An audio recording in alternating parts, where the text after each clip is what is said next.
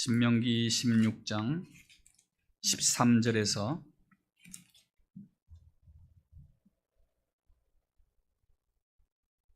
17절까지의 말씀입니다. 하나님 말씀을 한 절씩 교독하시겠습니다. 신명기 16장 13절에서 17절입니다. 너희 타작마당과 포도주 틀에 소출을 거두어 들인 후에 이래 동안 초막절을 지킬 것이요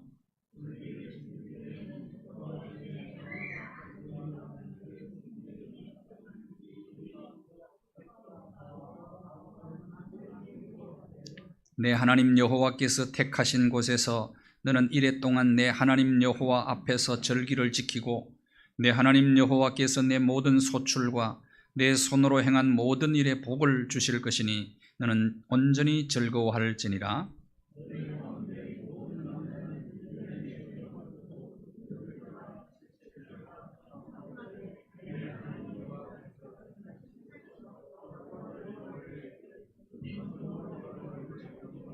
17절 함께 합니다. 각 사람이 내 하나님 여호와께서 주신 복을 따라 그 힘대로 드릴지니라.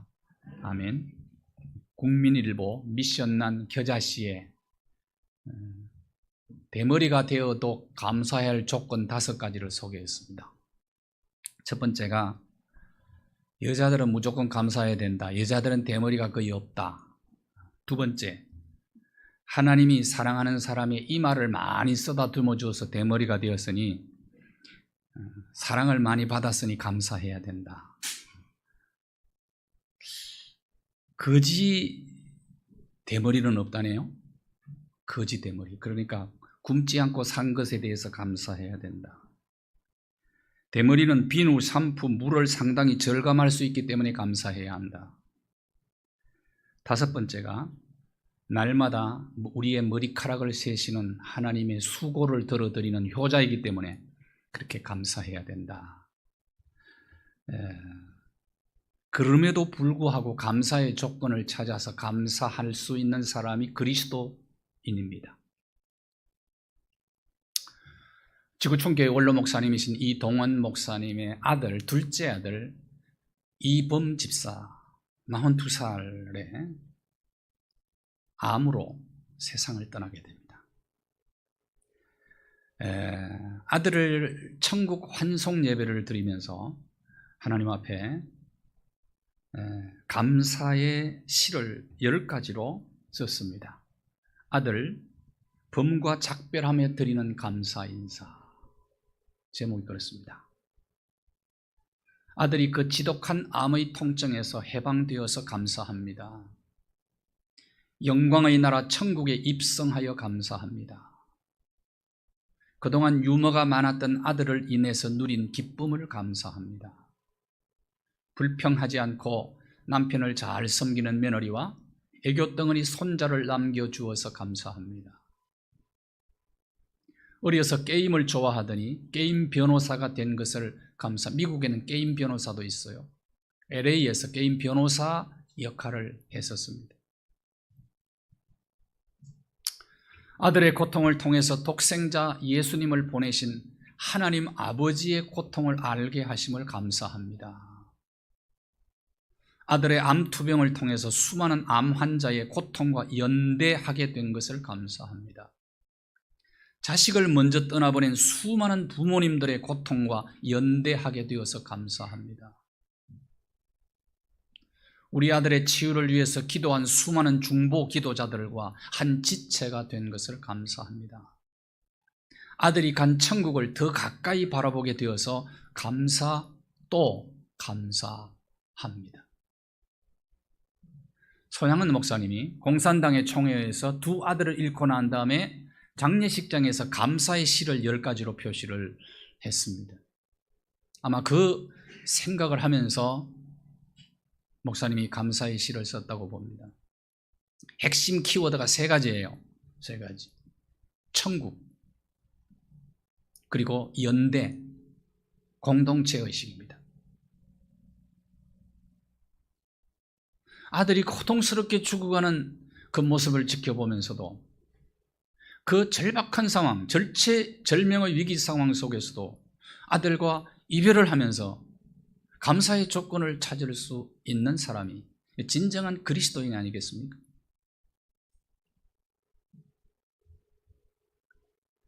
이 세상에는 그럼에도 불구하고 감사하며 사는 사람이 있는가 하면 수많은 감사의 조건을 가지고 있으면서도 감사하지 않고 살아가는 사람들도 있습니다. 시인 타고로는 이런 말을 했습니다. 감사의 분량은 곧 행복의 분량이다. 감사한 만큼 행복할 수 있다는 이야기죠. 탈무드에 이런 말이 나옵니다. 탈무드에 나오는 얘기입니다. 지혜로운 사람이 누구냐? 모든 사건을 통해서 배우는 사람이다. 열심히 공부하는 사람이 지혜로운 사람이고, 가장 강한 사람은 자기 자신을 억제하는 사람이고, 가장 큰 부자가 누구냐? 가진 것에 만족하며 감사하며 사는 사람이 가장 큰 부자다. 돈 많다고 부자가 아니라는 거예요. 내가 가진 것에 만족하며 감사할 줄 아는 사람이 큰 부자다. 큰 부자다. 옆에 분에게 인사하십시다. 큰 부자 되시기 바랍니다.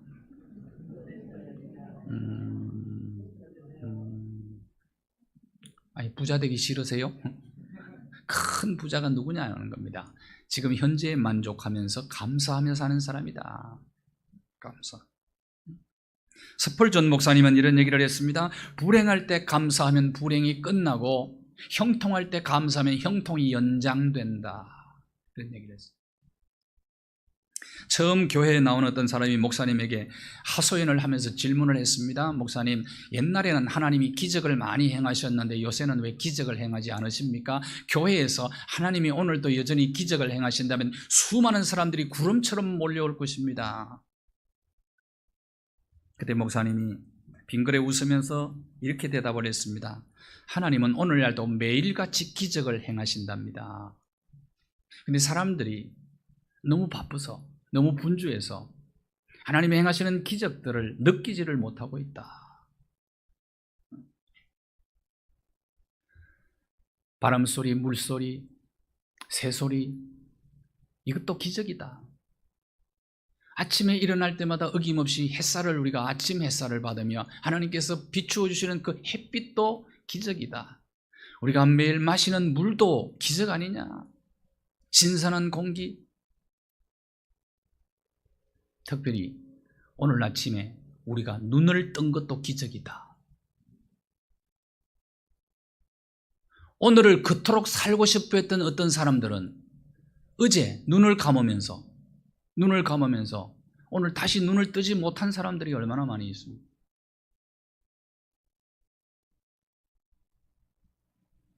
하나님께서 이스라엘 백성들을 애굽에서 이제 노예에서 건져주시고 홍해를 건넌 다음에 광야를 걸어가고 있는 동안에 세 가지 절기를 지키라고 말씀하셨습니다. 그것이 유월절과 오순절과 장막절이에요. 큰 세 가지 절기입니다. 그 세 가지 절기 중에 마지막 절기가 장막절인데 초막절이라고도 얘기하죠. 초막절. 오늘날로 말하면 추수감사절입니다. 초막절을 지키라는 거예요. 그 초막절은 정신이 있습니다. 아주 위대한 정신이 초막절 속에 있는데 그 초막절의 정신이 뭐냐 하는 겁니다. 제일 먼저 감사정신이에요. 초막절 정신은 감사정신입니다. 초막절을 지킬 것이요, 초막절은 수장절이라고도 얘기합니다. 수장절, 초막절, 또 장막절 똑같은 얘기예요. 이것은 이스라엘 백성들이 추수하고 난 다음에 곡식을 저장하고 지키는 절기입니다. 그래서 수장절이라고도 합니다. 7일 동안 지켰어요. 초막절을 지키는 목적이 무엇일까요? 레위기 23장 43절에 이렇게 기록이 되어 있습니다. 자, 한번 볼까요? 왜 초막절을 지키라고 말씀하셨느냐? 초막절의 목적이에요. 같이 읽습니다. 시작.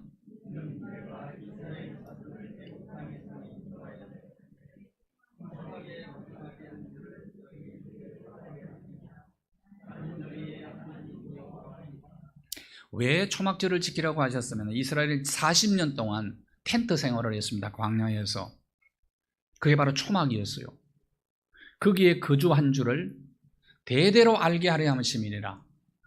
자손 만대토록 출애굽도 은혜지만 홍해를 건너서 광야 40여 년 동안 하늘에서는 만나를 내리고 농사를 하지 않았는데 매일 먹을 만나를 내려주시고, 그리고 영혼의 양식인 하나님의 말씀을 주셔서, 그리고 목이 마를 때는 생수를 바위를 터뜨려서 마시게 하시고, 심지어는 광야 40년 여정 동안에 의복도 헤어지지 않았다가 신명기 8장 4절에 이렇게 말합니다. 의복도 헤어지지 않고 발도 부러뜨지 않고 40년 동안 하나님이 직접 개입하셔서 먹을 것과 마실 것을 주시고 입는 문제도 해결해 주시고 모든 것을 하나님이 책임져 주신 그 은혜와 사랑에 대해서 생각하며 끊임없이 하나님의 은혜를 기억하며 감사하게 하는 것이 초막절의 목적이다.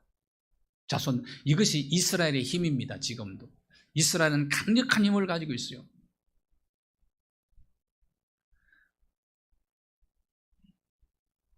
땅덩어리는 경상북도 정도밖에 안 되는 땅입니다. 그럼에도 불구하고 지금 세계를 움직이는 손이 뭐냐 하면 바로 이스라엘입니다.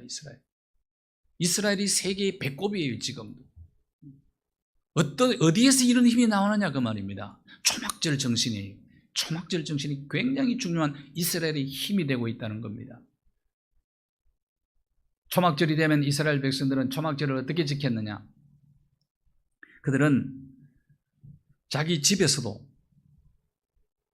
베란다에다가 초막을 만들든지 아니면 마당에다 만들 지붕도 평평하게 되어 있으니까 지붕 위에 초막을 만드는 사람도 있고, 심지어는 광야에 직접 식구들이 다 나가서 일주일 동안 초막을 짓고 거기서 생활을 하는데, 가족 대표되는 분이 출애굽 여정을 쫙 눈물을 흘리면서 매년 똑같은 스토리를 얘기하는데도 가족들이 함께 눈물을 흘리면서 초막절 정신을 계속해서 이어가고 있습니다. 이것이 이스라엘의 힘이에요. 하나님의 은혜와 사랑에 대해서 잊지 말고 기억하며 감사하는 정신 말이에요. 감사. 이 정신. 그래서 7월 15일부터 이스라엘 달력으로 7월 15일부터 일주일 동안 계속해서 지킵니다. 이게 초막절이에요.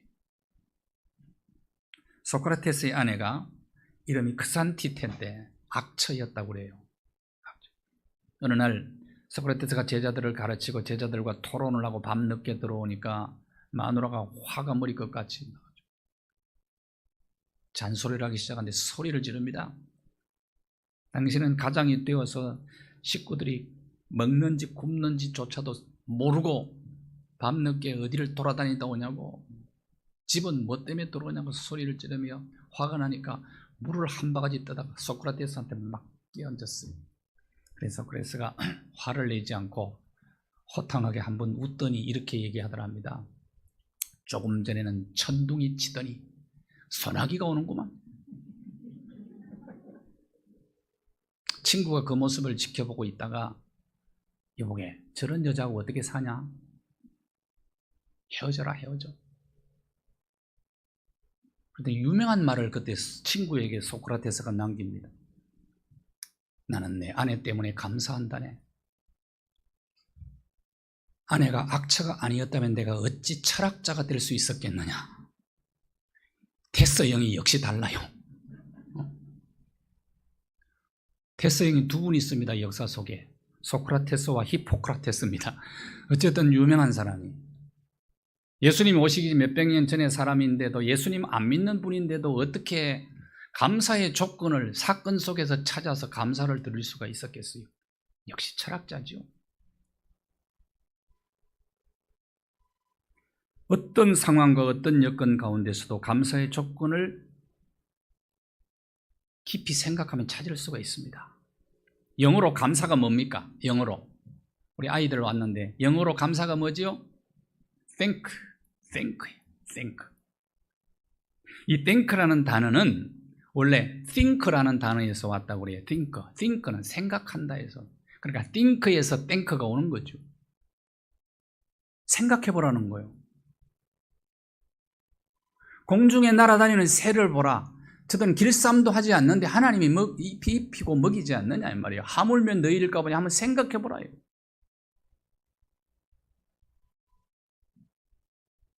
광야 40년 동안 어떻게 살았는지 한번 생각해 보라는 거예요. 생각하면 감사 조건 찾을 수 있고 감사할 수 있지 않겠나요?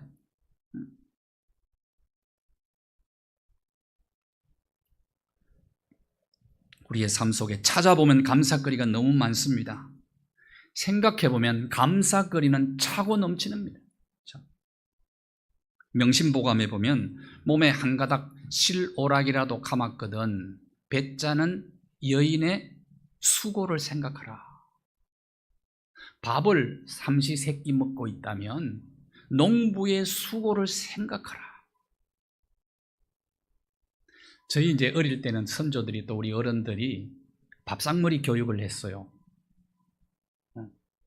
그러니까 혼을 내도 밥상에서 내고 그랬어요. 혼 많이 내놨지 어릴 때.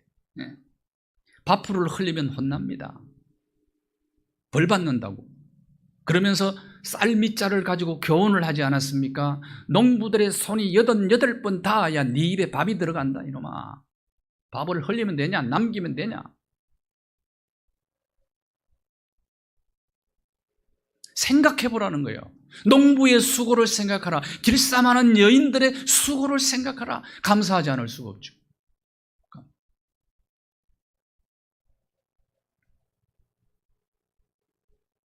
사람은 항상 은혜를 기억하고 감사하는 마음을 가지고 살아야 된다는 교훈을 우리 조상들은 계속해서 해왔어요. 그것이 사람이라는 겁니다. 사람답게 사는 것 아니냐. 은혜를 모르면 그건 사람이 아니라는 겁니다. 항상 하나님의 은혜, 하나님의 사랑을, 하나님의 축복을 생각하며 살아가는 사람, 그리고 생각하며 감사하며 사는 사람이 그리스도인입니다. 초막절 정신은 감사 정신이에요. 두 번째, 나눔 정신입니다. 나눔의 정신. 14절 한번 보실까요? 14절. 자, 같이 읽습니다. 14절 시작.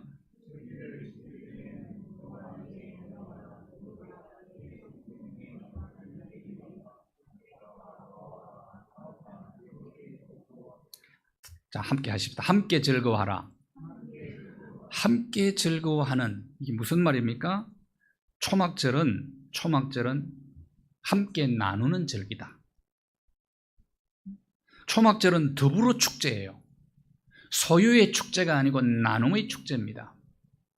함께 즐거워하려면 작은 것부터 나눌 줄 알아야 되는 거죠. 작은 것부터. 자, 보세요. 나와 네 자녀와, 이 범위가 점점 넓어집니다. 나와 내 자녀가 가족 아닙니까? 가족 울타리에서만 하는 함께 즐거워할 것이 아니고 이 울타리를 넘어가는 겁니다. 많은 경우에 나와 내 가족이라는 울타리 속에서만 살다가 세상을 끝나는 경우들이 많이 있어요. 그러나 그걸 넘어서라는 겁니다. 오늘 이렇게 풍성한 가을 열매를 거둘 수 있었던 것은 노비들의 땀과 피와 눈물이 있지 않았느냐. 그들과도 함께 나누라는 겁니다. 내 성중에 거하는 레위인 어떤 사람입니까? 하나님의 일을 위해서 특별히 구별된 사람들은 농사를 짓지 않았습니다. 이들에게는 땅이 분배되지 않았어요. 가나안 땅에. 그들과도 나누라는 겁니다. 객과 고아와 과부 어떤 사람들입니까? 도움이 없으면 살아갈 수 없는 사람들입니다. 이런 사람들과 함께 나누며 함께 즐거워하라. 평소 삶의 현장에서 초막절 정신을 실천하며 살아가기를 하나님은 원하시고 계십니다. 이것이 세상을 아름답게 만드는 비결이라는 거예요. 가정 공동체, 교회 공동체, 사회 공동체에서 이 초막절 정신을 실천하시기를 바랍니다. 실천하는 거예요. 세상에서 무슨 큰일 하려고 하지 말고 작은 것, 이런 것부터 실천해 옮기자. 그 다음 세 번째가 믿음과 소망과 사랑으로 살아가는 정신입니다. 믿음과 소망과 사랑으로 살아가는 신명기 16장 15절 말씀을 한번 보십시오. 15절 말씀도 함께 읽을까요? 15절 시작. 내 하나님 여호와께서 택하신 곳에서 너는 이랫동안 내 하나님 여호와 앞에서 절기를 지키고 내 하나님 여호와께서 내 모든 소출과 내 손으로 행한 모든 일에 복 주실 것이니 너는 온전히 즐거워할지니라. 원래 모든 남자들은 1년에 3번씩 성전에 올라가서 유월절, 오순절, 장막절, 초막절을 지켜야 됩니다. 그럴 때 빈손으로 가지 말고 손으로 행한 모든 일에 복을 주실 것을 소망하며 믿음으로 지키라는 겁니다. 이게 무슨 말입니까? 지난날에 하나님께서 베풀어 주신 은혜와 사랑도 감사하고 오늘 내게 주신 복도 만족하며 감사하고 미래에 대한 얘기입니다. 이거는 미래에 내 손으로 하는 모든 일에 하나님께서 복을 주실 것이라는 믿음을 가지고 기대하면서 소망을 가지고 사랑으로 이 정신을 실천하라는 것입니다. 초막절 정신을 삶 속에서 믿음과 소망과 사랑으로 실천하라는 거예요. 저와 여러분 지금까지 살아오게 된 것은 전적인 하나님의 은혜와 사랑인 줄로 알고 감사할 수 있기를 바랍니다.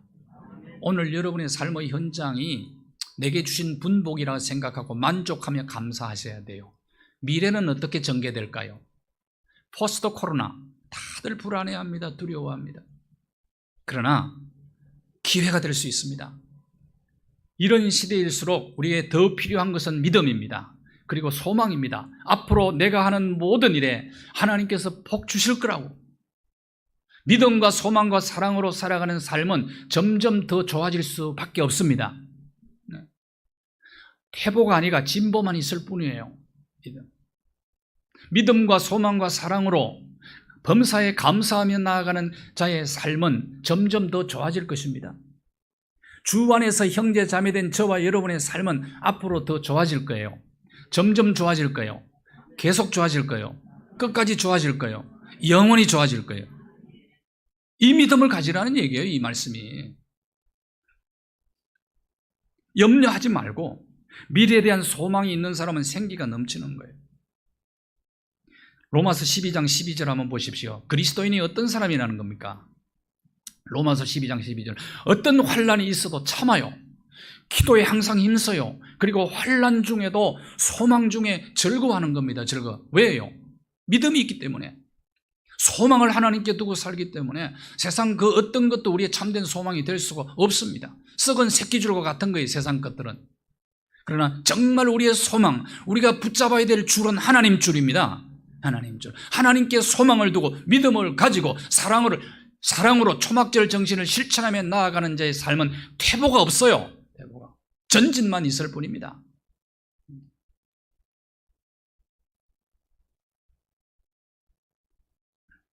빌립보 4장 6절 7절 말씀입니다. 자, 같이 읽을까요? 시작. 아무것도 염려하지 말고 다만 모든 일에 기도와 간구로 너희 구할 것을 감사함으로 하나님께 아뢰라. 염려하지 말고 두려워하지 말고 뭐 하라고요?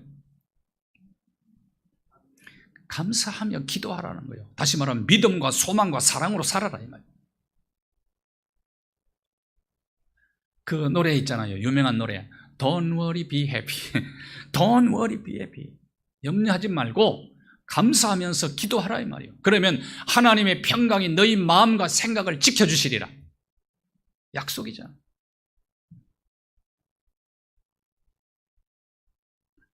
어떤 여인이 7남매 중 장남에게 결혼을 했어요. 시집 왔더니 시동생이 6명이나 있어요. 남편은 교사에 작은 월급 가지고 대식구와 함께 사는 게 참 경제적으로도 좀 쉽지가 않았어요. 아침마다 시동생 도시락 6개를 싸야 돼요. 10년 동안 그렇게 싸면서 세월이 흘렀어요. 그러면서 10년 동안 소원이 있었는데 나도 누가 해주는 밥 좀 얻어먹으면 좋겠네. 소원이었어요. 그런데도 이렇게 10년이 흐르고 20년이 흘렀어요. 20년이 흐르면서 몸이 너무 무리했어요. 그래서 팔과 어깨에 마비가 왔어요. 눕게 되었어요. 20년 만에 소원이 이루어졌어요. 누가 해주는 밥을 얻어먹게 됐습니다. 근데 그 틈새를 이용을 해서 여자 집사님 한 분이 전도하러 와가지고 예수님 믿고 천국 갑시다. 우리 같이 영생 얻어야죠. 그리고 예수님은 병도 고쳐주시는 거예요. 병원 여러 곳에 다니고 약도 많이 써봤는데 이게 좀처럼 안 낫는 겁니다. 그 기가 솔깃한 거예요. 이게 낫는다니까. 영생은 둘째치고. 그래서 예수 믿기로 결심하고 예수님 구세주로 영접하고 형식을 거쳐서 교회에 이제 나가기 시작을 했어요. 그래서 하나님 앞에 기도를 하면서 회개를 했다고 그래요. 하나님, 지금까지 내가 누가 밥 해주는 거 얻어먹기를 원했는데 그게 내가 또 거기에 대해서 늘 투정하며 불만한 것은 교만 아닙니까? 하나님 용서해 주시고 이제 내 병을 고쳐주시면 이제 누가 해주는 밥 먹는 게 아니고 밥 해주는 사람 되겠습니까? 다시. 그러더니 정말 낫더래요. 그러면서 기도했다. 감사하며 기도했잖아요. 하나님, 이제는 밥 해주는 사람 되겠습니다. 여러분, 밥 해주는 걸 받아먹는 사람이 복 있는 사람이요, 해주는 사람이 복 있는 사람이요? 어떤 사람 되고 싶어요? 우리 연세 드신 분들, 누가 밥 해주면 먹으면 좋겠다 그러지 말아요. 힘이 있을 때 누군가를 위해서 밥 한번 해주는 게 그게 복이요. 그게 복이요. 누군가를 위해서 내가 헌신할 수 있다는 게 복이란 말이에요. 누워봐요. 그게 그립지. 복을 알아야 돼.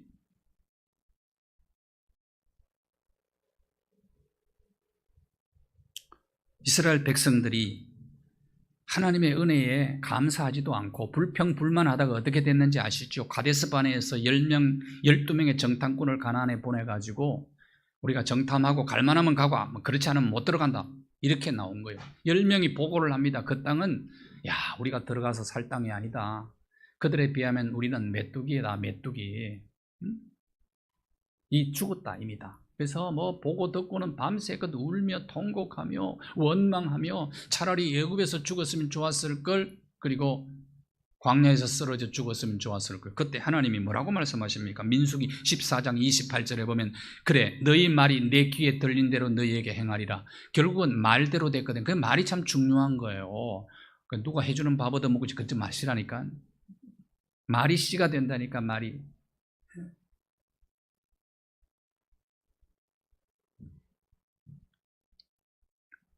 불평할 시간이 있으면 그 시간에 깊이 생각해서 감사 조건을 찾아서 감사하시기를 바랍니다. 그러면 기적이 일어나요. 기적이 일어나요. 마지막 드림 정신이에요.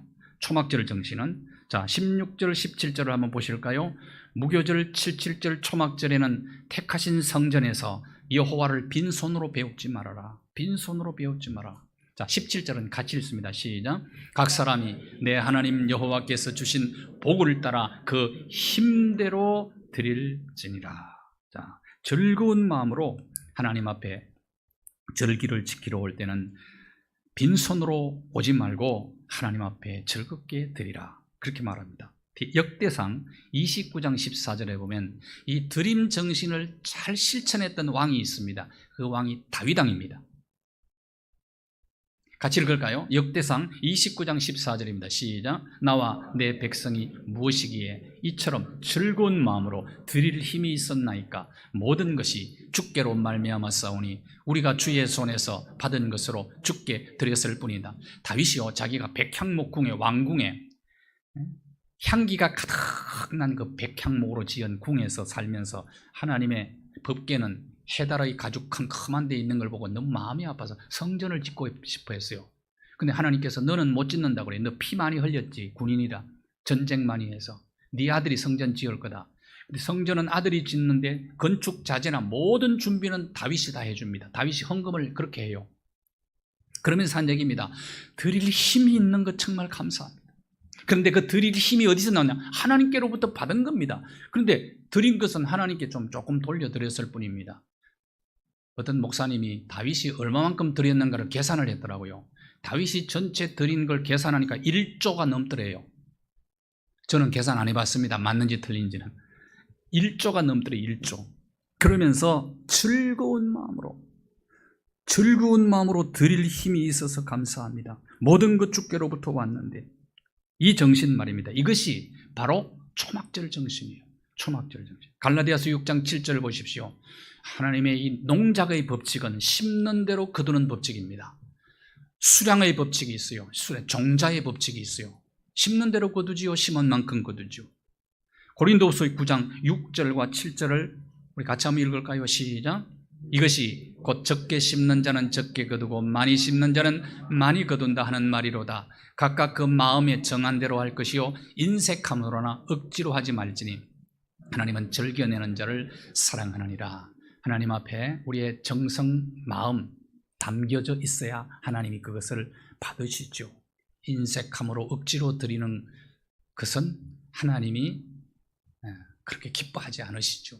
즐겨내는 자, 그리고 받은 복을 따라내는 것입니다. 이것이 힘껏 하는 것이죠. 찬송가 66장에 다 감사드리세 라는 찬송이 있습니다. 작사자가 마르틴 린카르트라고 하는 독일 목사님이세요. 17세기에 독일에서 목회를 하신 분이십니다. 그때 유럽 전역에 패스트가 돌아왔어요. 전염병, 무서운 전염병이잖아요. 유럽에 수천만 명이 죽은 전염병 아닙니까? 근데 목사님 아들이 전염병으로 세상을 떠나요. 그리고 어느 날은 그 교회 교인 50명을 한꺼번에 장례식을 치러야 됐었어요. 이런 상황 속에서 지은 찬송시가 66장입니다. 여러분 집에 가시면 3절을 자세히 한번 읽어보세요. 그 3절의 가사가 감사와 찬송을 다 주께 드리어라. 저 높은 곳에서 다스리시는 주님, 영원한 하나님 다 경배할지라. 중요한 가사입니다. 전에도 이제도 장래도 영원히. 가장 처절한 상황 속에서 우주를 다스리시고 역사의 주인 되시는 하나님을 전에도 오늘도 내일도 영원히 감사드리세라는 찬양. 감사는 믿음의 문제지 환경의 문제는 아닙니다. 발명왕 에디슨이 67세 때의 일이었습니다. 에디슨이 외출을 하고 났는데 집에 불이 났어요. 연구실에, 작업실에 불이 났어요. 아들이 불타는 모습을 바라보면서 67세 아버지가 얼마나 실망하실까 낭망하실까 걱정이 너무 많이 됐어요. 불은 막 타오르고 있습니다. 그런데 외출을 나갔던 에디슨이 집에 돌아왔어요. 아들을 보고 이렇게 얘기하는 겁니다. 자기 집은 막 불타고 있습니다. 아들아, 엄마 어디 계시니? 빨리 불러와라 엄마를. 엄마 친구들도 불러와라. 우리가 살아가면서 이렇게 현란한 불꽃 구경을 한 적이 어디 있느냐? 불꽃 구경을. 아들이 깜짝 놀랐어요. 그러면서 아들에게 얘기를 합니다. 이 불길은 우리의 힘으로 감당이 안 된다. 막을 수가 없다. 그런데 불꽃 내 모든 것이 다 사라지는 이 순간에 우리의 마음의 불평, 마음의 여유를 잃고 우리의 얼굴에 웃음을 잃어버릴 필요가 없지 않느냐. 오히려 아들을 위로했다고 그래요. 에디슨이야말로 감사가 습관화된 사람이, 감사를 알고 감사가 체질화된 사람에게 하나님께서 창의력의 축복을 주세요. 우리의 삶을 감사 체질로 바꾼다면 하늘 축복의 문을 우리의 삶의 현장에 하나님께서 열어주실 것입니다. 승리하시기를 바랍니다. 감사합니다. 불평하지 않겠습니다. 원망하지 않겠습니다. 감사의 조건이 무수히 많음에도 불구하고 감사하지 못하고 살아왔던 지난날의 우리의 모든 잘못을 회개하오니 용서하여 주옵소서. 지난날 받은 은혜와 사랑에 대해서 감사하고 오늘 내게 주어진 것에 만족해하며 감사하고 앞으로 내 모든 손으로 행하는 일들 위에 여호와께서 복 주실 것을 기대하며 소망 가운데 믿음으로 사랑으로 초막절 정신을 실천함으로 우리의 삶의 현장마다 하늘 축복의 문이 열리게 하여 주옵소서. 예수 그리스도의 이름으로 기도하옵나이다. 아멘.